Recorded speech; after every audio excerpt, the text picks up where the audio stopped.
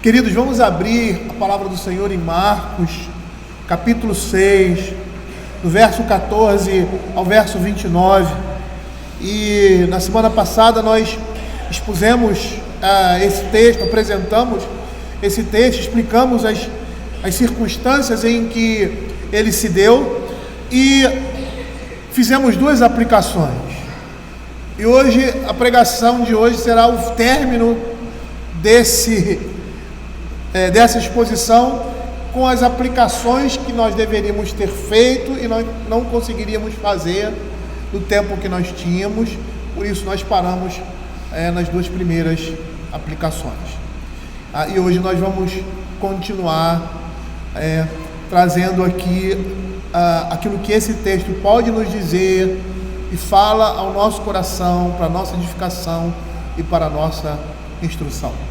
Acompanhem comigo a leitura. Diz assim a palavra do Senhor: Chegou isto aos ouvidos do rei Herodes, porque o nome de Jesus já se tornara notório, e alguns diziam: João Batista ressuscitou dentre os mortos, e por isso nele operam forças miraculosas. Outros diziam: é Elias. Ainda outros: é profeta, como um dos profetas. Herodes, porém, ouvindo isso, disse: é João, a quem eu mandei decapitar, que ressurgiu. Porque o mesmo Herodes, por causa de Herodias, mulher de seu irmão Filipe, porquanto Herodes se casara com ela, mandara prender a João e atá-lo no cárcere. Pois João lhe dizia: não te é lícito possuir a mulher de teu irmão. E Herodias odiava, querendo matá-lo, e não podia. Porque Herodes temia João, sabendo que era um homem justo e santo, e o tinha em segurança. E quando o ouvia, ficava perplexo, escutando-o de boa mente. E chegando um dia favorável, em que Herodes, no seu aniversário natalício, deram um banquete aos seus dignatários, aos oficiais militares, aos principais da Galileia, entrou a filha de Herodias, e dançando agradou Herodes e aos seus convivas. E então disse o rei à jovem: pede-me o que quiseres, e eu te darei. E jurou-lhe: se pedires mesmo que seja metade do meu reino, eu te darei. Saindo ela, perguntou à sua mãe: que pedirei? Esta respondeu: a cabeça de João Batista. No mesmo instante, voltando apressadamente para junto do rei, disse: quero que sem demora me deixe num prato a cabeça de João Batista. Entristeceu-se profundamente o rei, mas por causa do juramento e dos que estavam com ele à mesa, não lhe a quis negar. E enviando logo o executor, mandou-lhe que trouxesse a cabeça de João Batista. Ele foi e o decapitou no cárcere, e trazendo a cabeça num prato, a entregou à jovem, e esta por sua vez a sua mãe. Os discípulos de João, logo que souberam disso, vieram, levaram-lhe o corpo e o depositaram no túmulo. É interessante que a narrativa, que é uma história que é contada, ela quer chamar a nossa atenção para alguns elementos que estão presentes ali, e que a gente vai demonstrar, ou demonstramos já na aplicação. Mas perceba que a própria história é um argumento para um determinado convencimento. Conta-se uma história com o propósito de fazer uma aplicação dessa história. E o propósito maior dessa narrativa aqui, que é a narrativa de Marcos, o Evangelho, é mostrar que Cristo é o Filho de Deus, é o Filho do homem, é aquele que foi enviado como Messias, o ungido do Senhor, para no meu lugar e no seu lugar receber a ira de Deus e assim trazer total libertação com relação ao pecado e salvação àqueles que são seus. Eu gostaria de lembrar da primeira aplicação que nós fizemos, e aí entender que o livro de Marcos, os Evangelhos, eles não seguem necessariamente uma cronologia, apesar de haver uma sequência, mas são histórias e fatos que Jesus viveu, que são colocados ali em ordem, de tal forma que o evangelista, com o propósito que ele tem, cumpra o seu objetivo de revelar que aquele que estava andando ali pela Palestina, aquele que estava curando, aquele que estava pregando, era o Filho de Deus, era o Deus unigênito, era a segunda pessoa da Trindade. Era aquele que Israel esperava. E o propósito das narrativas é mostrar isso, mostrar quem era o Senhor Jesus e revelar a sua obra. E vamos dizer assim, nessa perspectiva, as histórias são colocadas com um objetivo. E a primeira lição que nós falamos anteriormente se dá quando você pega a narrativa da instrução dos 12, insere no meio dela a morte de João Batista e inicia um outro trecho, um outro segmento da narrativa do Senhor Jesus, com o verso 30 dizendo assim: voltaram os apóstolos à presença de Jesus e lhe relataram tudo quanto havia feito e ensinado.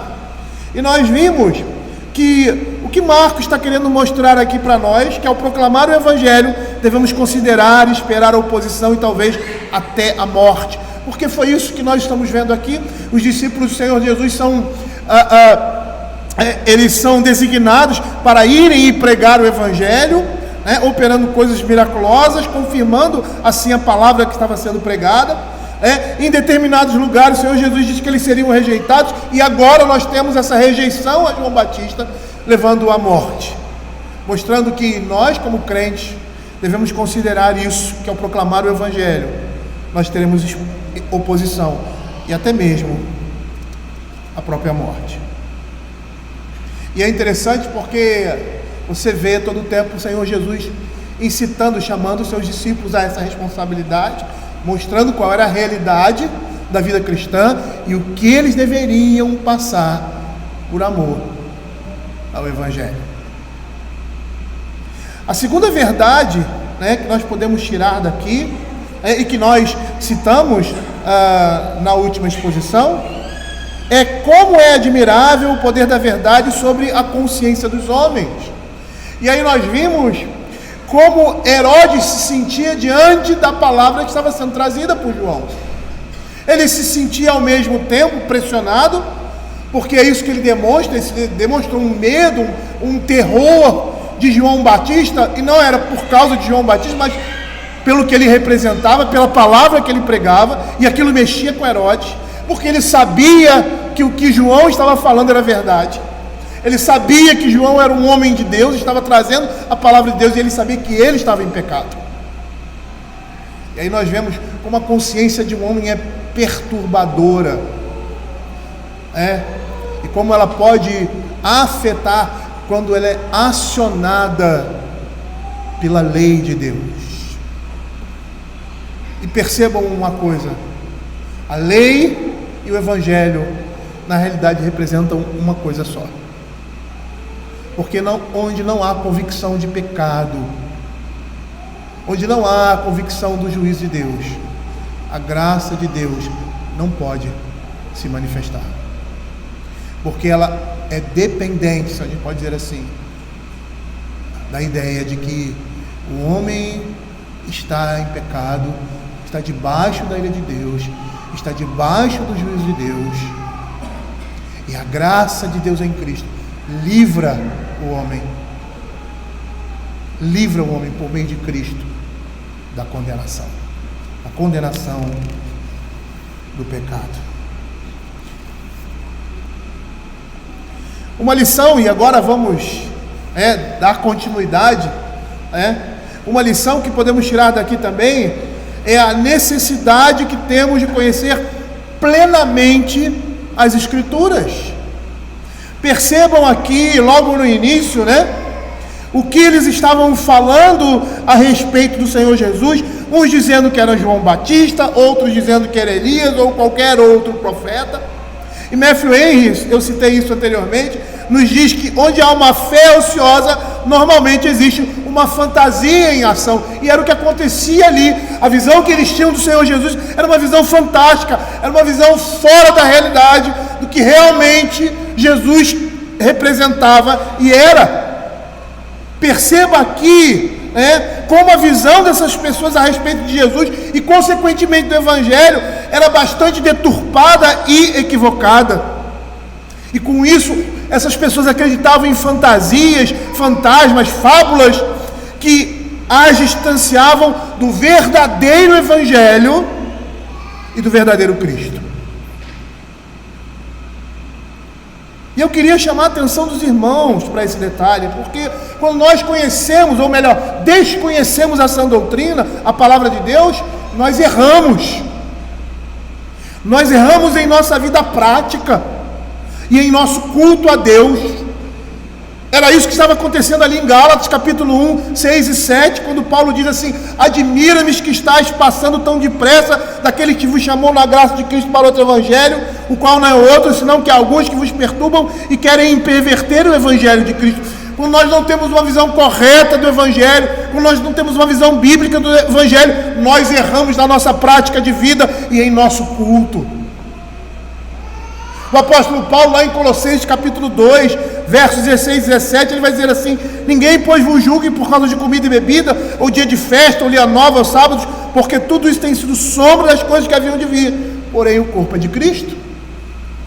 O desconhecimento da palavra de Deus leva o homem a errar na sua vida prática, leva o homem a errar na sua vida de adoração. Mas a falta desse conhecimento, ou seja, a necessidade que temos de conhecer plenamente as Escrituras, a falta disso em nós, faz com que nós erremos também em nossa fé. Por quê? Porque nós desconhecemos aquilo que nós deveríamos crer. O Senhor Jesus, lá em Mateus capítulo 22, 29 a 32, está ali repreendendo os saduceus. E percebam que esse quadrinho, aqui, essa história que ele cria, é uma história que tem relacionamento com a vida, com a prática de vida. Quando chegam para ele e criam uma história do casamento levirato, ou seja, quando um irmão morria e o outro irmão deveria se casar com a sua esposa para suscitar descendência. E aí o erro desses homens, porque não entendem, não compreendem, não creem, não conhecem a palavra de Deus, criam uma fantasia, e essa fantasia aponta para um completo desconhecimento daquilo que eles deveriam crer. Preste bem atenção aqui. Respondeu-lhe Jesus: errais, não conhecendo as Escrituras, nem o poder de Deus, porque na ressurreição não se casam, nem se dão em casamento, são, porém, como os anjos do céu. E quanto à ressurreição dos mortos, não tendes lido o que Deus vos declarou? Eu sou o Deus de Abraão, o Deus de Isaac, o Deus de Jacó. Ele não é Deus de mortos, e sim de vivos. Ouvindo isto, as multidões se maravilhavam da sua doutrina. Ele, no nosso contexto, vamos dizer assim, no nosso contexto cristão, vamos contextualizar, eles seriam considerados crentes. Os saduceus, eram vamos dizer assim, um partido diferente ali entre os judeus, que faziam oposição aos fariseus. Oposição necessariamente em algumas doutrinas, Era um outro grupo religioso dentro da própria igreja. Eles não criam na ressurreição, e por não crerem na ressurreição, criaram todo um estilo aqui, vamos dizer assim, complexo de vida, que distorcia completamente os princípios da palavra de Deus. Ele diz: errais não conhecendo as Escrituras. Mas a falta de conhecimento da sã doutrina nos leva também a ouvir todo tipo de heresia, a ouvir todo tipo de vento de doutrina. E para isso que existem os mestres da igreja, para isso que os homens são chamados para falarem e pregarem a palavra de Deus, se dedicam a esse estudo, são preparados por outros pastores, pela igreja. A igreja deveria ser um grande seminário. A igreja é uma comunidade de ensino, é uma comunidade adoradora, mas é uma comunidade de ensino. E que ensino é esse? Da palavra de Deus. E esse ensino, ele deve sair daqui, do púlpito da igreja, da liderança da igreja. E quando isso não é uma coisa normativa na igreja, quando a sua liderança não está preocupada em ensinar fielmente e profundamente a palavra de Deus, os crentes são levados por qualquer vento de doutrina.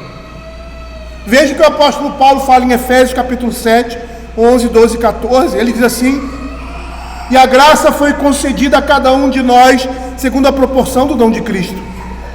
E ele mesmo concedeu um para apóstolos, outros para profetas, outros para evangelistas, outros para pastores e mestres, com vistas ao aperfeiçoamento dos santos, para o desempenho do seu serviço, para a edificação do corpo de Cristo, para que não mais sejamos como meninos agitados de um lado para o outro e levados ao redor por todo vento de doutrina, pela artimanha dos homens, pela astúcia com que induzem ao erro. Os próprios discípulos do Senhor Jesus, eles tinham um conceito distorcido a respeito do reino de Deus.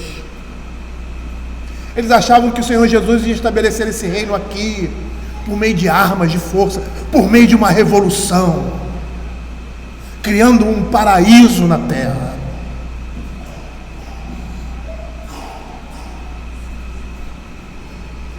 O Senhor Jesus disse certa vez a Pilatos: se o meu reino fosse desse mundo, os meus ministros se empenhariam em me tirar dessa situação.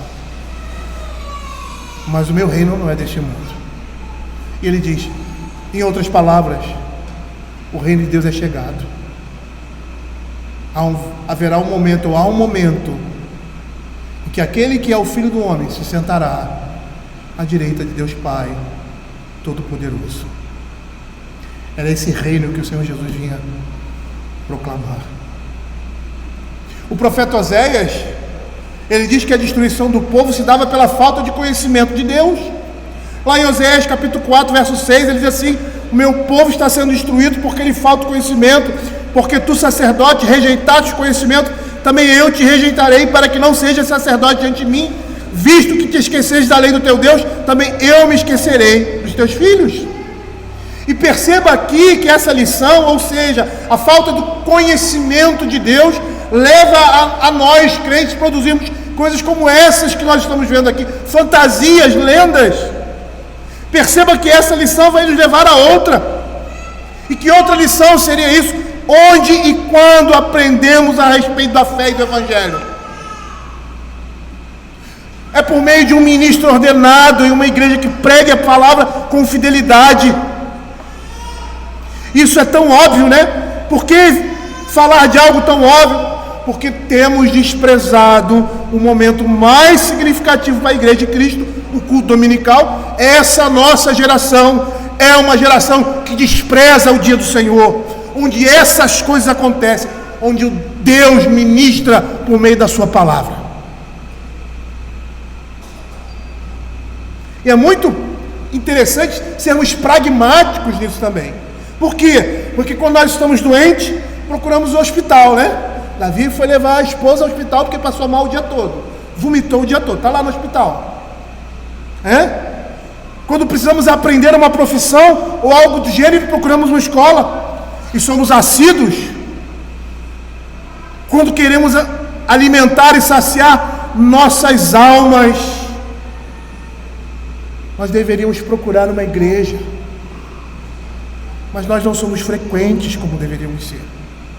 Qualquer coisa nos tira desse propósito. Um pequeno mal-estar que não nos afastaria do trabalho, uma visita ilustre que nos faz deixar de ouvir a Cristo, uma festa, uma comemoração qualquer ou outro impedimento que não nos impediria de estar no trabalho ou em outro lugar qualquer, mas que muitas vezes nos impede de estarmos aqui para ouvirmos a palavra de Deus, para sermos edificados e para não sermos como essa multidão que desconhece quem é Cristo. Mas perceba que dentro desse contexto aqui, essa falta do conhecimento de Deus, essa falta de conhecer a sã doutrina, nos faz errar também por não ver o que está evidente diante dos nossos olhos. Como é que o povo dizia a respeito de Jesus? É Elias, é João, é um dos profetas.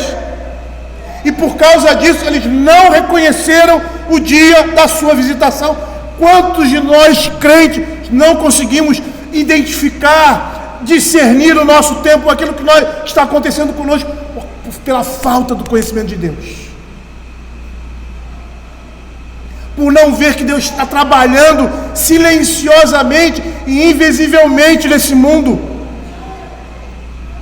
E às vezes essa invisibilidade é tão clara, tão visível, mas nós não conseguimos ver a providência de Deus, a sua mão, os seus propósitos. Lá em Mateus capítulo 16, verso 13, 15 e 16, falando desse episódio, diz assim: indo Jesus para os lados de Cesaré de Filipe, perguntou aos seus discípulos: quem diz o povo ser o Filho do Homem? Mas vós, continuou eles, quem dizeis que eu sou? Respondendo Simão: tu és o Cristo, o Filho do Deus vivo. Agora percebam uma coisa aqui, porque esse é o mesmo contexto. Percebam que os discípulos são aqueles que estão andando com Cristo, são aqueles que estão próximos dele, são aqueles que estão em comunhão com ele.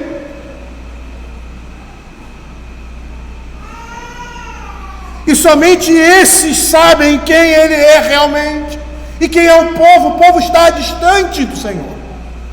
A multidão está distante, apesar de estar presente nas pregações, seguem o Senhor Jesus, mas eles seguem à distância. E aqueles que seguem à distância não conseguem perceber quem realmente Cristo é.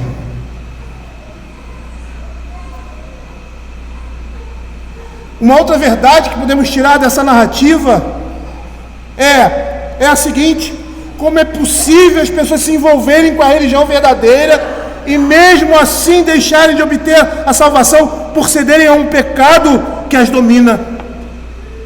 Herodes se envolveu mais do que muitos em seu tempo com o Evangelho. Ele temia João, ele sabia que João era um homem justo e santo, ele ouvia de boa mente, ou seja, ele tinha prazer em ouvi-lo pregar, em ouvi-lo admoestar e exortá-lo.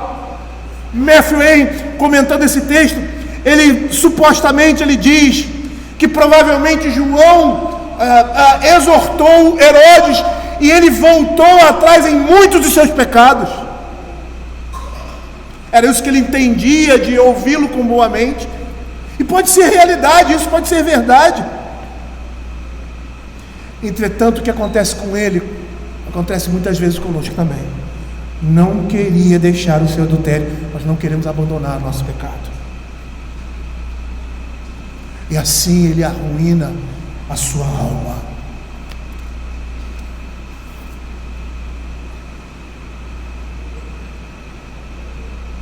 Não podemos, queridos, poupar nada em nossa vida que fique entre nós e a nossa salvação. Nós devemos examinar o nosso interior e nos certificar de que não haja ali qualquer concupiscência predileta, nem qualquer transgressão favorita, como a de Herodes, que assassine a sua alma. A Escritura nos diz que nós devemos arrancar dos nossos olhos, se esse assim nos faz pecar, e as nossas mãos, se essas assim nos faz pecar, para que todo o corpo não seja precipitado no inferno. Provavelmente o que Herodes queria fazer é o que muitos crentes querem fazer: conciliar uma vida religiosa com uma vida de pecado. E eu me lembro do livro que nós estamos lendo, Guerra Santa, quando os capitães de Shaddai entram na cidade e eles percebem que o poderio dele é maior, e eles querem se render. Não, sentam em conselho e dizem: não, nós vamos nos render, mas com essas condições. Eles mostram as condições. Aquilo ali em Jambânia está mostrando aquele crente que quer ter uma vida religiosa, mas quer continuar no seu pecado, quer amortizar a sua consciência, como Herodes fez, trancando João Batista. Mas essas coisas não funcionam, nunca funcionaram e nunca vão funcionar. Não há como calar a voz de Deus no coração do homem por meio da sua consciência. Não há como fazer aliança com Deus e com o pecado. O Senhor Jesus disse isso num outro contexto. Não podemos servir a dois senhores. Ou vamos agradar a um, ou vamos agradar o outro. Veja que Mateus capítulo 5, versos 29 e 30 vai nos dizer: se o teu olho direito te faz tropeçar, arranca-o e lança-o de ti, pois convém que se percam dos teus membros e não seja todo o teu corpo lançado no inferno. E se tua mão direita te faz tropeçar, corta e lança de ti, pois convém que se percam dos teus membros e não vá todo o corpo para o inferno. O que ele está querendo dizer aqui?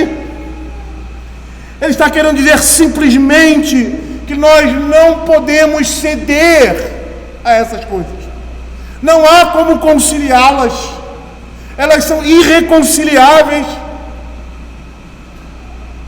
E nós precisamos entender que nós devemos abandonar o pecado, seja ele qual for.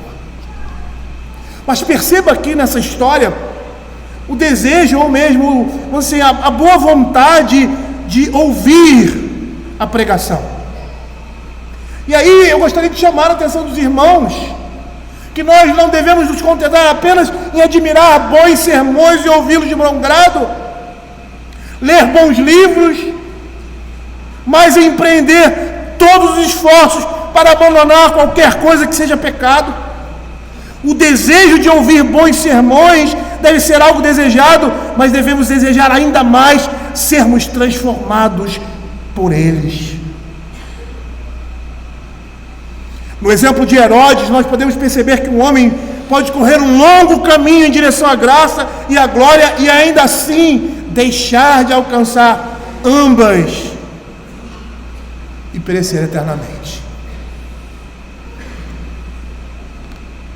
Paulo passou por uma experiência semelhante com o rei Agripa.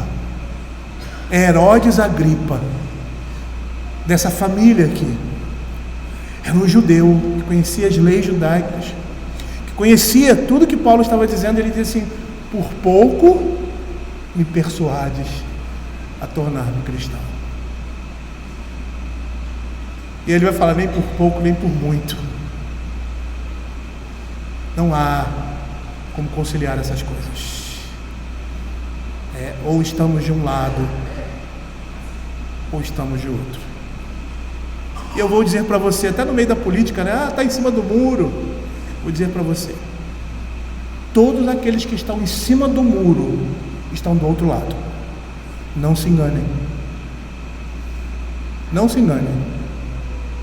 Uma pessoa que está em cima do muro, ela está do outro lado. Ela está do lado contrário. Porque ela não tem condição de capacidade, coragem de tomar uma posição. Nunca diga isso: estou em cima do muro, porque você está dizendo literalmente: eu estou do lado contrário. É isso que você está dizendo. Outra lição que nós podemos observar aqui nessa narrativa é quão ousadamente todo fiel crente e ministro de Deus deve repreender o pecado. João Batista falava com toda clareza a Herodes sobre a sua impiedade. Ele não se justificava sob a alegação de que falar com franqueza era imprudente, ou descortês, ou inoportuno, ou inútil. E Paulo, quando está falando a Timóteo sobre a sua vocação pastoral e aquilo que ele deve fazer, no capítulo 4 da segunda epístola de Paulo a Timóteo, ele diz assim: conjuro-te perante Deus e Cristo Jesus, que há de julgar vivos e mortos, pela sua manifestação e pelo seu amor, prega a palavra, insta, quer seja oportuno, quer não, corrige, repreende, exorta com toda a longanimidade de doutrina. E qual é o contexto que Paulo diz isso? Num contexto de total oposição, num contexto em que as pessoas não querem ouvir o que você tem a dizer a respeito do Evangelho. É nesse contexto que Paulo diz: prega a palavra, ensina, instrui, quer seja oportuno, quer não. João Batista falava de modo claro e franco a verdade ao seu ouvinte, sem importar com as consequências. Ele dizia: não te é lícito possuir a mulher de teu irmão. E veja aqui na atitude dele uma atitude pastoral Ele era profeta, ele foi chamado para isso, ser a boca de Deus. E Paulo vai dizer ao jovem pregador Timóteo a mesma coisa.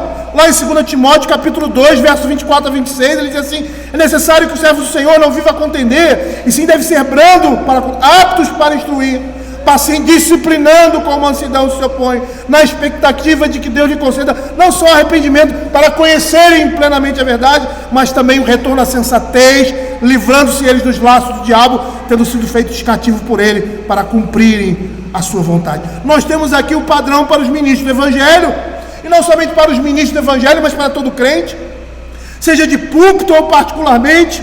Eles devem repreender a todos os pecadores e admoestar fielmente aqueles que estão vivendo em pecado. E meus irmãos, essa atitude pode acarretar tremenda impopularidade, mas é dever do pregador ser a boca de Deus. Isso vai requerer dele graça e coragem. Um pregador como João Batista deve realizar seu trabalho de modo sábio, amoroso, ao cumprir a missão de Cristo, ao repreender o iníquo. E perceba mais uma vez que é isso que Paulo fala insistentemente com Timóteo, lá em 1 Timóteo capítulo 5, verso 1 e 2, ele diz assim: não repreenda os homens idosos, antes exorta como a pai, aos moços como irmãos, as mulheres idosas como as mães, as moças como as irmãs, com toda a prudência. E a ideia aqui do apóstolo Paulo não chame a atenção deles, não chame a atenção deles, repreenda-os, mas de forma amorosa. Não deixe de exortá-los, porque são mais idosos, porque são mulheres, porque são moças, porque são irmãos. Não deixe de exortá-los, mas exorta com mansidão e com sabedoria. É por isso que ele diz lá na segunda carta dele a Timóteo, no capítulo 2, que nós acabamos de citar aqui, o verso 24 e 25, é necessário que o servo de Deus não viva a contender, e sim deve ser brando, apto para instruir, disciplinando. Se um pregador crê que uma pessoa está prejudicando a sua alma, ele tem a responsabilidade de avisá-la. Foi para isso que ele foi levantado. A imagem do profeta ou do pastor, melhor dizendo, no Novo Testamento, no Velho Testamento, é a imagem do atalaia. É aquele que deveria falar do pecado, avisar, instruir. E Ezequiel 33, verso 6 vai nos dizer isso. Ele diz assim: mas se o atalaia vir que vem espada, e não tocar a trombeta, e não for avisado o povo, se a espada vier a bater uma vida dentre eles, este foi abatido na sua iniquidade, mas o seu sangue demandarei do atalaia. Sem importar, queridos, quão grande seja a ofensa que esteja causando, um reprovador, um pregador fiel, a longo prazo, geralmente será respeitado. Provérbios 28, 23 diz assim: o que repreende ao homem achará depois mais favor do que aquele que lisonjeia com a língua. E embora Herodes fosse perigoso, e Herodias ainda mais, ainda assim João preferiu correr o risco a ficar em falta com o seu dever de pregador do Evangelho, de boca de Deus. E aí nós chegamos à conclusão que os ministros que desejam ser fiéis na obra de Deus não devem temer a face de ninguém, porque se nós tentarmos agradar aos homens, além daquilo que for proveitoso para a alma deles, não seremos servos de Cristo.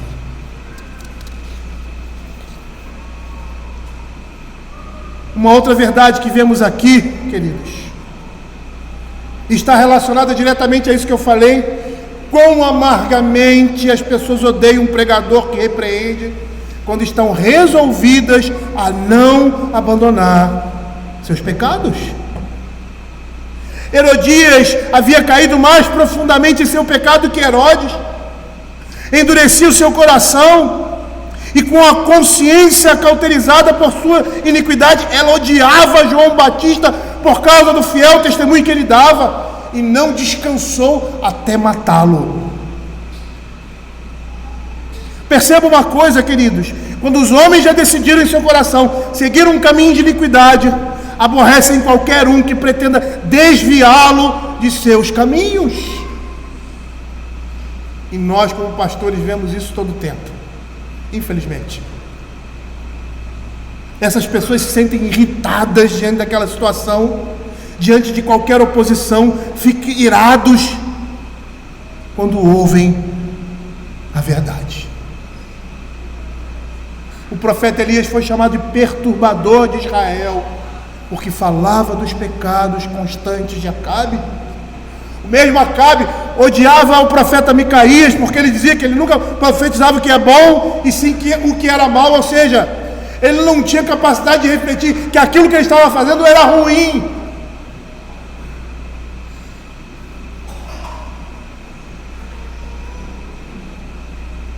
E aí a gente vai perguntar: por que alguém tem aversão ou ódio a um pregador do Evangelho quando ele está pregando com fidelidade? E aí a gente pode fazer até um teste, né? Se você não gosta de um pregador assim, de um pastor assim, sonde o seu coração. Sonde o seu coração. Nós jamais deveríamos nos surpreender ao ouvir fiéis ministros do Evangelho sendo caluniados, ultrajados e odiados, como foi João Batista, por causa da sua missão, por causa da sua responsabilidade. E nós devemos lembrar que eles foram consagrados ao ministério para testemunhar contra o pecado, o mundo, a carne, e se forem fiéis, não poderão evitar ofensas. J.C. Ryle, ele vai dizer o seguinte: não é uma desgraça para o caráter de um ministro quando pessoas ímpias não gostam dele. Não é uma honra verdadeira para um ministro do Evangelho quando pensam bem dele. Aquelas palavras de nosso Senhor nem sempre são levadas em conta. Ai de vós, quando todos os louvarem, porque assim procederam seus pais com os falsos profetas. E uma última e muito importante lição aqui é a seguinte: quão pouca recompensa alguns dos melhores servos de Deus recebem nesse mundo. Perceba que o prêmio de João foi um injusto encarceramento e uma morte violenta. Esse foi o derradeiro fruto que João Batista colheu como recompensa do seu trabalho, ao exemplo de muitos outros, como Estevão, Tiago e muitos outros homens dos quais o mundo não era digno. Eu me lembro certa vez de uma história de um jovem seminarista. Começou a fazer um trabalho numa determinada igreja, e aquela igreja que era dita como evangélica, uma igreja cristã, tinha na sua direção pessoas que estavam conduzindo a igreja num caminho completamente errado. E aquele jovem começa a pregar, a ensinar, e algumas pessoas estavam sendo edificadas pela pregação e pelo ensino daquele jovem seminarista, quase pastor. Mas a liderança da igreja não estava muito satisfeita, porque tudo que aquele jovem pregava ia radicalmente contra aquilo que era vivido pela liderança. E é interessante que ele não fazia isso de propósito, né? Ele não via problemas na igreja e falava sobre esses problemas da igreja, até porque tem uma ética aí, né? Ele não era o pastor da igreja, ele ensinava, pura e simplesmente teologia. No nosso contexto seria o catecismo maior, as confissões, era isso que ele estava ensinando ali na igreja. Mas a liderança da igreja estava revoltada. E por causa dessa influência ali, muitas pessoas saíram da igreja, não porque ele disse para sair, não porque ele incentivava que aquelas pessoas saíssem da igreja, pelo contrário, mas porque elas não se sentiam mais à vontade diante de uma liderança que não tinha um compromisso com a fé cristã. E quando aquele jovem saiu, foi para seu lugar de destino, foi exercer o seu ministério lá, era o último dia dele na igreja, e ele tinha mulher e filhos. A mulher ficou em casa com os filhos, por um motivo qualquer, eu não sei se era doença ou qualquer outro motivo, e ele foi embora, foi lá dar a sua despedida na igreja. Quando ele chega naquela igreja com a sua família, ele é muito bem recebido, faz-se uma festa, vamos dizer assim, né? A liderança da igreja fez uma festa, ficou feliz, porque eles estavam ali trabalhando com determinados segmentos da igreja, e com o tempo, aquele jovem pregando o evangelho, uma pregação simples, um ensino simples, começou a mexer com as bases da igreja. E no último dia, quando ele foi embora, ele foi lá, só se despedir, né? E quando ele acaba o culto, ele sai da igreja e ninguém vem falar com ele. Ninguém vem falar com ele. Ele tinha levado um dos filhos, ele sai dali como um desconhecido. Ele sabia que o pastor da igreja, a liderança da igreja, falava mal a seu respeito, falavam inverdades a respeito dele, e ele sai dali, sozinho. Ninguém o cumprimentou, ninguém falou com ele, ninguém se despediu dele, porque aquele jovem não iria voltar lá, e passou um bom tempo, uns 3 ou 4 anos naquela igreja. E por que isso? Simplesmente porque ele estava pregando o evangelho.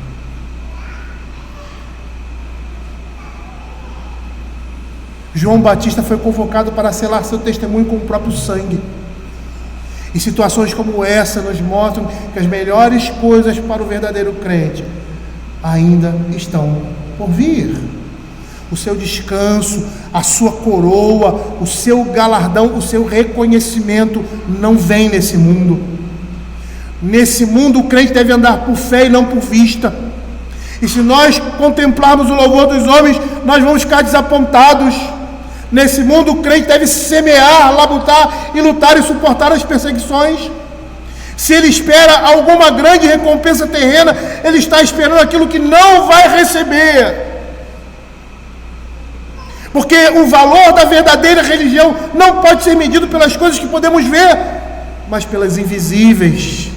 Como Paulo diz em Romanos 8,18, porque para mim tenho por certo que os sofrimentos do tempo presente não podem ser comparados com a glória a ser revelada em nós.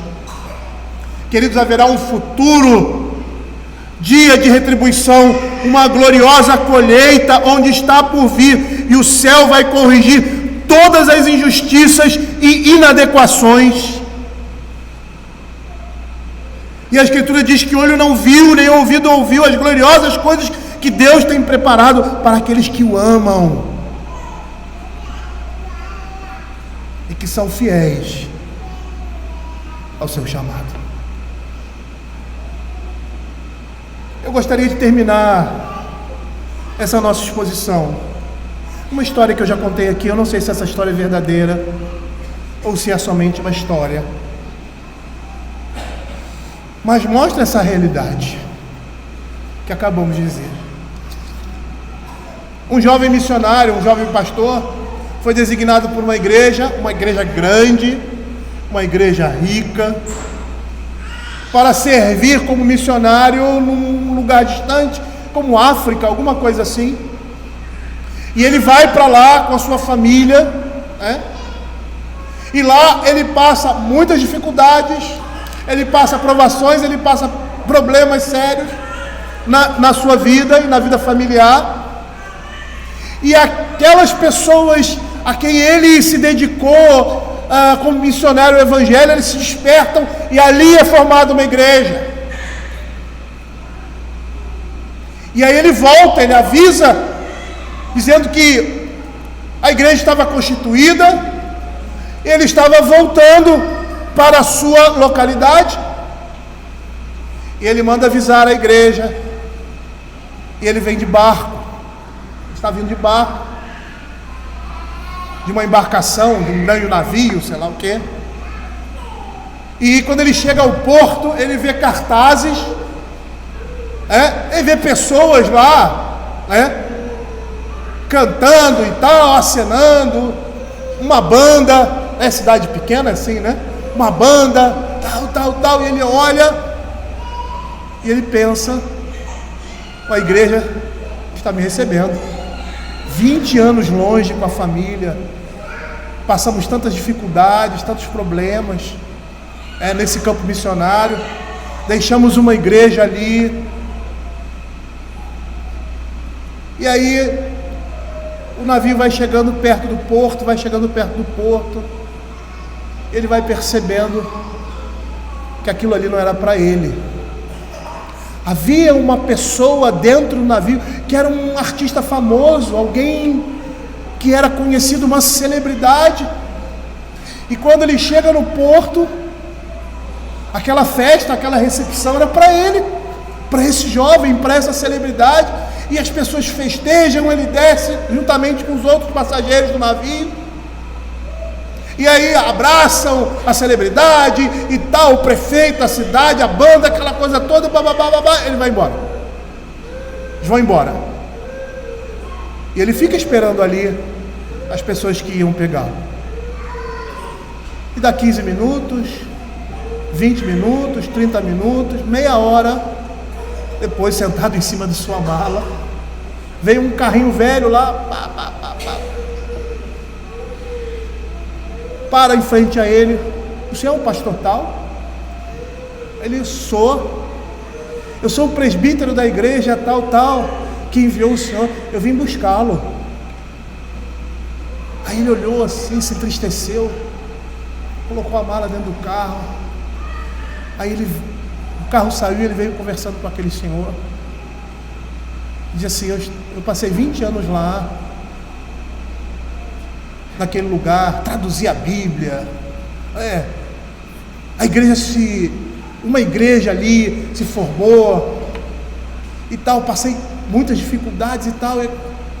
Quando eu cheguei aqui, eu vi aquela festa toda, aquela recepção toda, eu pensei que fosse para mim. Aí o presbítero parou o carro, olhou para ele e disse assim: meu irmão, nesse mundo nós não vamos receber a nossa recompensa. A nossa recompensa, o nosso reconhecimento virá no mundo por vir, e é Cristo quem vai lhe dar a sua coroa de vida. Queridos, eu não vejo em nenhum lugar coisas que eu vejo na Escritura. O Senhor Jesus, quando está chamando os seus discípulos, ele diz exatamente o que iria acontecer com eles. Ele não esconde nada, pelo contrário, ele diz assim: você não quer ir também? Ele fala isso para os discípulos, quando depois de um grande discurso, de um discurso duro, muitos já não o seguiam, porque não conseguiram ouvir aquilo que o Senhor Jesus estava falando. E o Senhor Jesus chega para os seus discípulos mais próximos e diz assim: vocês também não querem ir? Ele diz: não, Senhor, só tu tem as palavras de vida eterna. Quando nós olhamos para um texto como esse, nós precisamos entender duas coisas. Em primeiro lugar, que nesse mundo nós somos chamados para viver de forma plena o Evangelho e todas as suas consequências. E a segunda coisa é que temos um Deus que não só nos sustenta, mas que precisa ser conhecido por nós profundamente, para que possamos ter uma vida plena com Ele. E quando passarmos por situações como essa, como a do apóstolo Paulo, que o Senhor Jesus, nas suas palavras, eu acho que mais amorosas da Escritura, diz assim para Ananias: vai, fala esse homem, porque eu vou fazer ele entender como é gratificante sofrer pelo meu nome. E que nós, como cristãos, possamos aprender essas lições aqui, entender que nós somos chamados para a batalha, para a guerra, e essa guerra já está vencida. O Senhor nos chama a trilhar um caminho de fidelidade e de honra ao seu nome, não se importando com as consequências, porque o prêmio que nós vamos receber é muito maior do que qualquer coisa que possamos receber, tanto de positivo quanto de doloroso nesse mundo. Vamos orar. Senhor Deus Pai, nós queremos pedir ao Senhor Deus que o Senhor esteja sustentando a nossa alma, Pai. Que o Senhor esteja nos dando a sua graça e que possamos, ó Pai, espelhar a tua imagem, Senhor Deus, como João Batista fez, com relação à sua fidelidade, com relação ao seu chamado. Que possamos ser firmes no nosso chamado, Pai. Que possamos ter o desejo de conhecer a Deus verdadeiramente, de forma completa, e não sejamos como aqueles que estavam ali na multidão, que não tinham uma compreensão e um entendimento de Cristo, porque estavam, apesar de próximos, mais distantes dele. Senhor, tem misericórdia, Senhor, do teu povo, Pai. Tem misericórdia, Senhor, de nós, e nos faz entender que a verdadeira teologia, a verdadeira doutrina, a verdadeira sã doutrina nos ensina a viver nesse mundo longe dos nossos desejos pecaminosos. Fica com o teu povo, Senhor, é o que nós pedimos, em nome de Jesus. Amém.